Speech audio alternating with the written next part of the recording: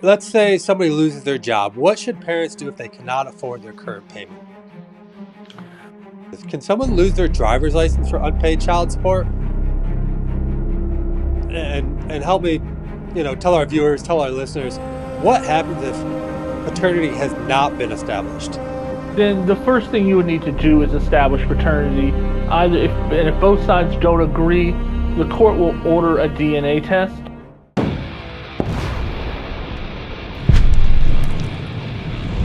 Welcome back to Law Unpacked. I'm your host, Attorney Sean, and today we're talking about child support, a topic that's crucial for ensuring the well-being of children during and after family law disputes. In this episode, we'll cover everything from how child support is calculated to what happens when payments aren't made. Please help me welcome back Joshua Tyson, a seasoned family law attorney here at the DeVries Law Firm. Thanks, Sean. Let's dive right in. Josh, what is child support and why is it important? Child support is a payment that is made from one parent to the other, and it makes sure that the child is having the same standard of living no matter which parent they are spending time with. Josh, tell me, how does Florida calculate child support? So, for child support calculations, we take the income of each party, add it together, and then also take the amount of overnights each party has, and we put it into the child support calculation software program, and it shoots a number out at us. There are adjustments for childcare and healthcare, but other than that, it's the party's income and the amount of time each one has with the child. Are there any other expenses that are included in child support? Healthcare and daycare, those are the main two. Is the daycare expenses of the child and the health insurance. The health care is generally not included, only the insurance. Got it. How does shared custody affect child support calculations?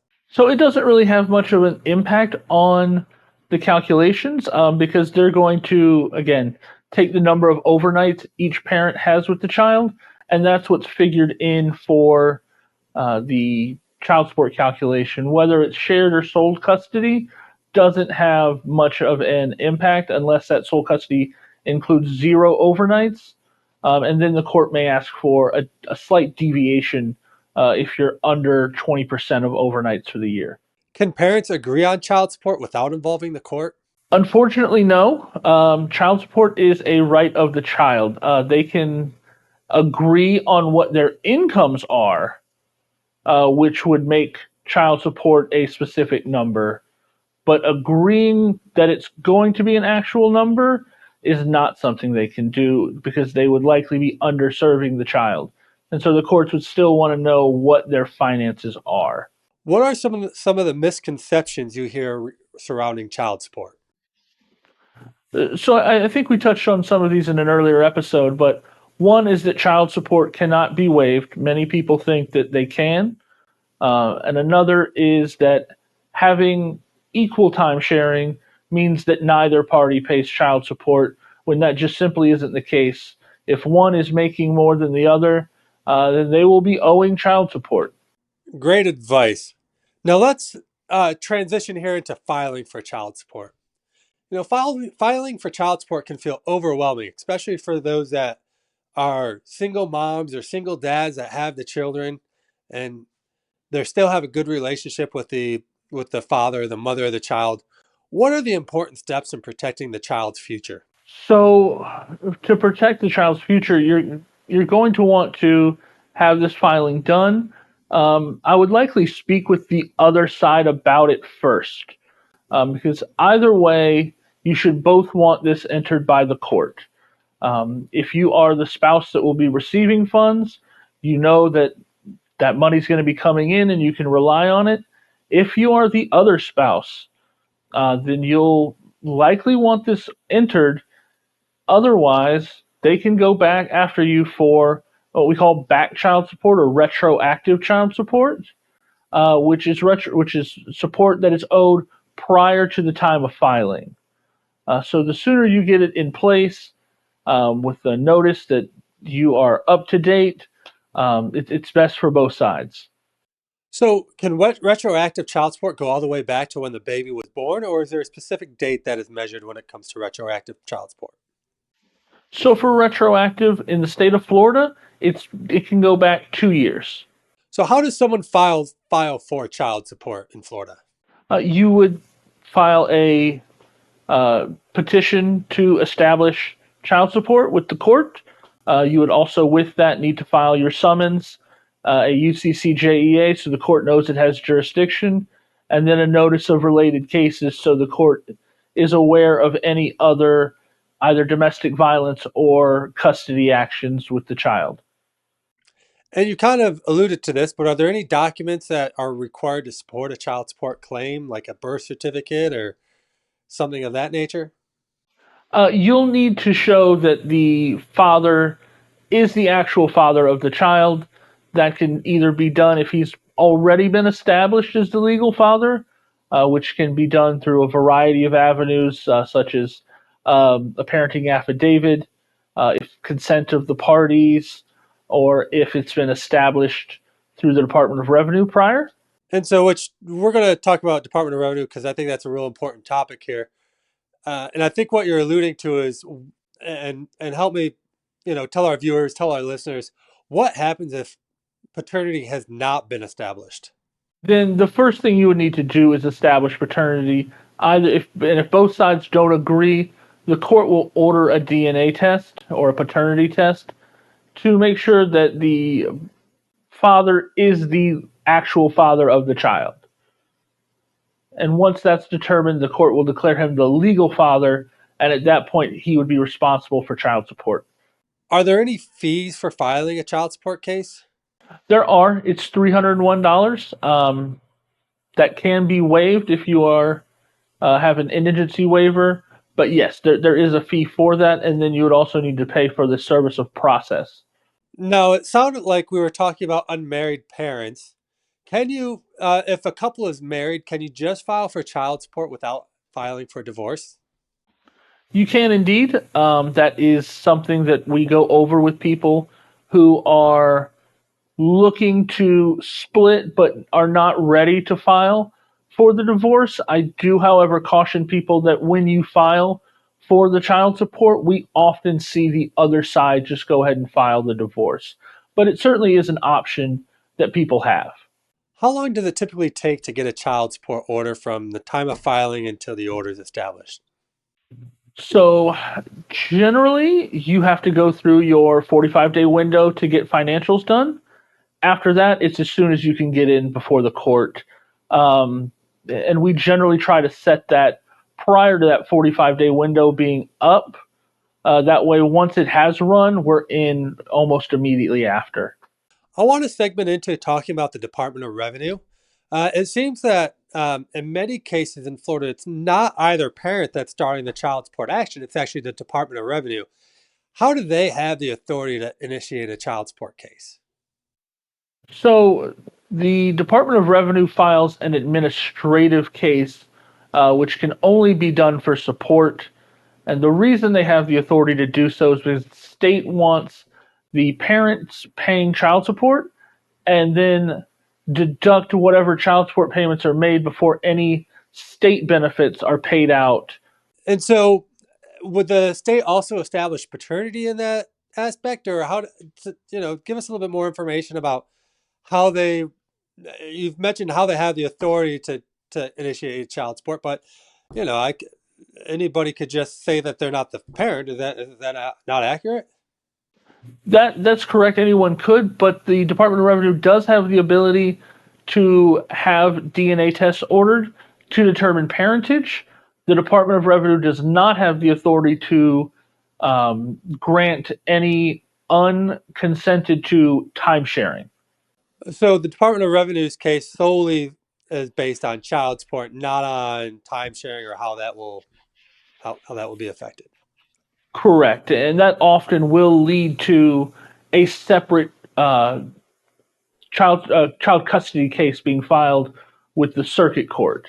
So let's assume that we've got our orders now, both from whether it's from the Department of Revenue or from a child support case that was filed by the mother. Unfortunately, not all parents comply with these support orders. Let's discuss what happens when payments are not made. What happens if child support payments are not made? So if the child support payment's not made, if an income withholding order hasn't already been put in place, one will be at that time. If it's not, the courts will generally give you one chance to make it right.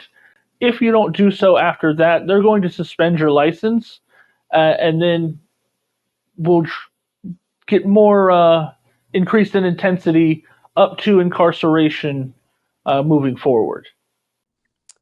So, how do they enforce child support? Let's start there. The state keeps track of it through what they call a depository. All the money should be going through the depository. They track that all of the payments have been made. If they're not made, you would file contempt with the court. If the Department of Revenue is running your case, they would file contempt on your behalf, and the court would order it from there. And again, it would be those penalties, um, that quickly get to a suspension of your license, to incarceration. And if you don't want to pay, then you will likely continue being incarcerated for up to 60 days at a time. And is that's actually commonly done here? Is that accurate, or is that the uncommon case? It's relatively uncommon. People will generally try to get the money. If you are just willfully disregarding the court's order, you'll likely see some time in jail, and that generally gets the trick done to get people to start making payments. Let's move on to talking about driver's licenses. Can someone lose their driver's license for unpaid child support? Certainly, I think as we talked about earlier, that is one of the earlier steps that the courts go to in a child support case. They generally know that people need driver's licenses for a lot of things, mainly to get back and forth to work.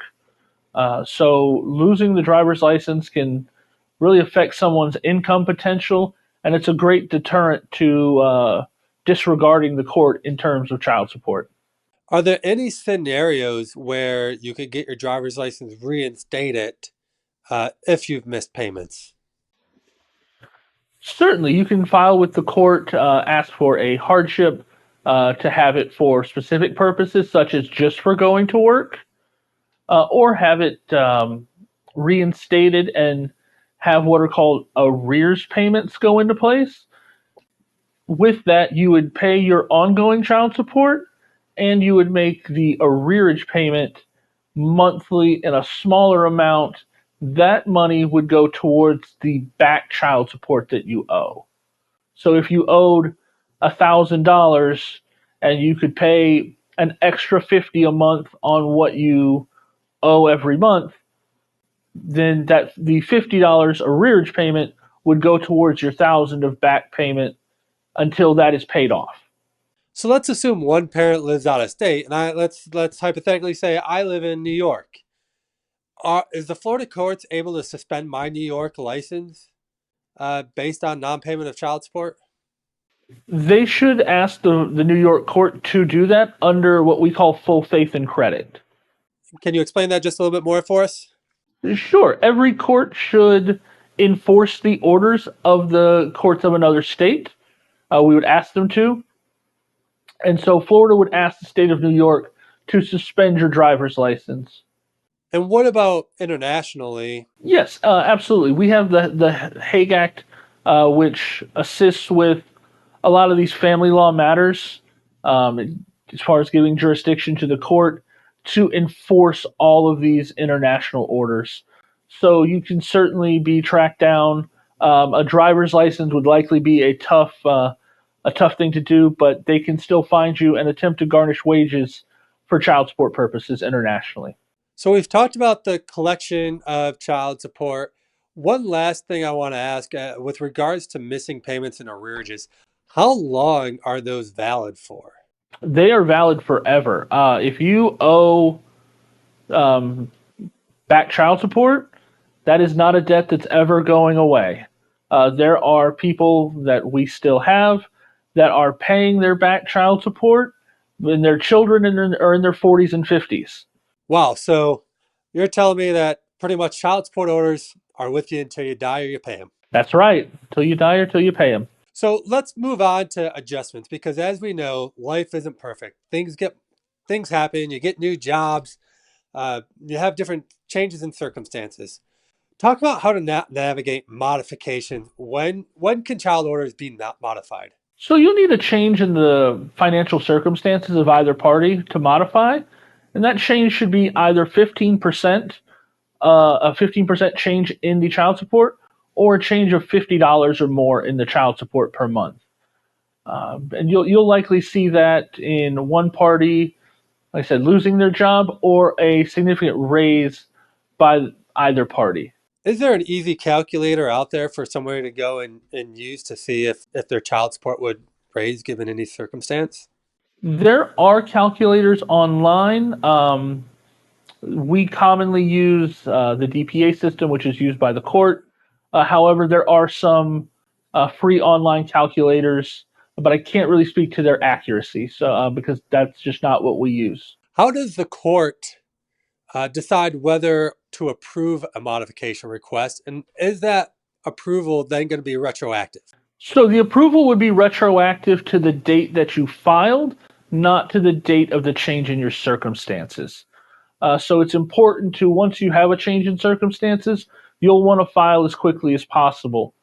As far as what they would need to modify, it would be a change of, again, either the $50 or the 15%, and it can't be a voluntary deduction. So if you say quit your job, your child support would not modify, and that's specifically in there to stop um, either parents that are paying quitting their job, being intentionally underemployed, or moving to get a job under the table where they're not showing income on paper. I know we've talked about this in other episodes, but is there any scenario where child support can be modified without going to court? No, is the simple answer. You would need to go to court and have the court enter an order. That way, it can be enforced later on. What is, if let's say somebody loses their job, what should parents do if they cannot afford their current payment? File as soon as possible. You would want to file to modify. You cannot be held in contempt, or the contempt hearing cannot be held until after your modification has been heard. They can be heard simultaneously, but if you truly lost your job, say it's layoffs, or you were fired not intentionally, the court will not hold you in willful contempt, and they will modify the child support to your current amount, likely, as we discussed earlier, imputing you at minimum wage. Let's again, we're talking about whether or not when people move on because that's what happens. Changes in life happen. How does remarriage affect child support, or does it at all? There's no real change because the new spouse's um, income is not factored into that. So, assuming a parent decides they've had this substantial change in circumstance, and or the $50 a month is going to change in child support, uh, what steps should they take to prepare for a modification hearing? Preparing for a modification hearing, you'll want to get any documentation of your banking records showing what money you have coming in every month. Your bank records generally will show any deposits that you've placed in there. You'll want to discuss with the court how you are making ends meet currently, um, whether that be borrowing money or using credit cards, things of that nature. Because what you don't want is saying, I have zero money coming in. You're then opening yourself up to a custody modification if the other parent's going to say, well, you don't have money. How are you feeding the children? So you'll want to have a lot of that information ready to go, showing how you're currently paying your bills, but that you don't have the same money coming in that you previously did. What advice do you have for parents navigating child support issues? The best advice I can give is making sure your financial affidavits are all accurate. I believe we discussed it in an earlier episode. A lot of times you'll see people that are underrepresenting their income or expenses, and it just negatively affects your cases. Outside of that, um, try to be understanding with the other parent while this is going in place.